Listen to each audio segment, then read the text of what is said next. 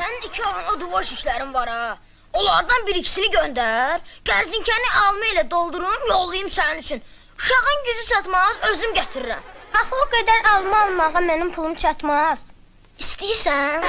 İstəmirəm. İstəyirsən, bazarı bağlı. İstəmirəm. Elə bilirsən bu rayonda məndən yaxşısını tapacaqsan.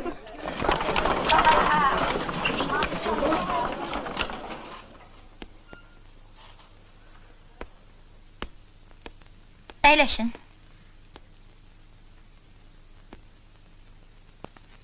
Deməli belə, Kərimov. Sənin məncə botanikadan kəsirin var, düzdür? Bəli. Hazırlaşmısan? Hı.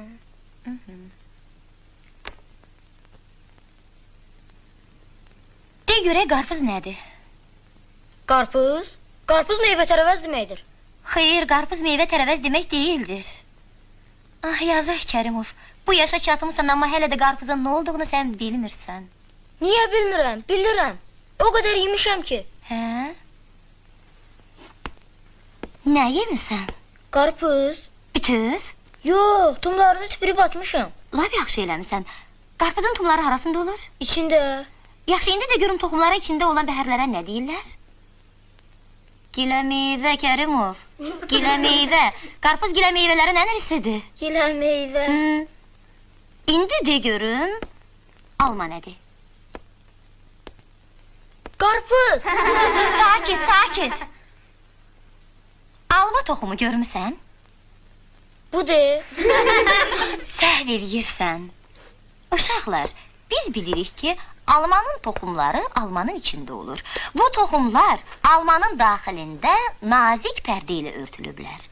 Biz onu yemirik. Amma mən yeyirəm. Almanın toxumu acıdır. Ona görə də biz onun ancaq ətli yerini yeyirik. Almanın ətli yeri nə deməkdir? Uşaqlar, bu o deməkdir ki, dişicikləri çox olan çiçəklərdə çiçək yatağı böyüyüb, qalınlaşır və olduqca şirəli olur. Belə olduğu halda yalançı meyvə əmələ gəlir. Müəllim, onda yemiş də gilə meyvədir.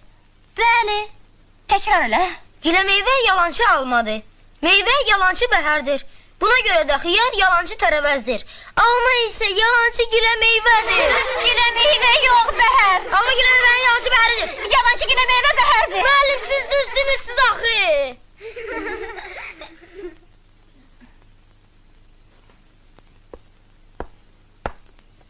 İndi zəhmət çək almanı ye, onda görərsən içində nə var. Yoxsa 2 verəcəyəm.